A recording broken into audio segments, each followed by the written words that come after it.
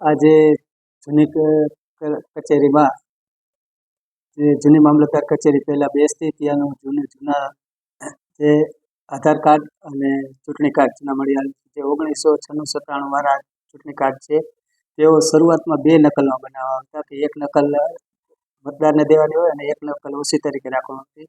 તેનો અમુક સમય બાદ નાશ કરવાનો હોય છે, પરંતુ જે તે વખતે નાશ કરી શકાય એમ ન હોય, જેથી હવે અત્યારે આ તમામ જે ચૂંટણી કાર્ડ છે એ બધા એકંદર ભેગા કરી અને અત્રેની કચેરીમાં કસ્ટડીમાં રાખેલ છે અને તેને નાશ કરવા માટેની મંજૂરી માગી અને નાશ કરવામાં આવશે.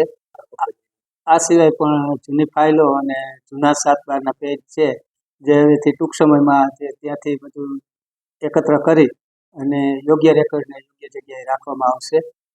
અને જે જીર્ણ થઈ ગયેલું રેકોર્ડ છે જે અનુપયોગી છે તેનો નાશ કરવા માટે મંજૂરી માંગવામાં આવશે અને તેનો નાશ કરવામાં આવશે.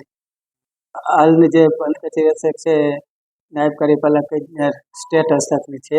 જે જૂનો છે એનો તો હાલ ખ્યાલ નથી, પણ અત્યારે હાલની તકે જોયું તો એમાં દરવાજા ખુલ્લા હતા અને જઈને અત્યારે બધું જે સામાન જે છે ચૂંટણી કાર્ડને એ બધા પેક કરી અને લઈ લીધા છે. માર્ગ અને મકાન વિભાગને તાત્કાલિક એક પત્ર લખીને જાણ પણ કરવામાં આવશે અને તેનો જે નિકાલ કરવા માટેનું કહેવામાં આવશે. કારણ કે જીર્ણ હોય, કોઈ અંદર કોઈ ગયેલું હોય ને જાનહાનિ ન થાય તે માટે પણ તેને જણાવવામાં આવશે.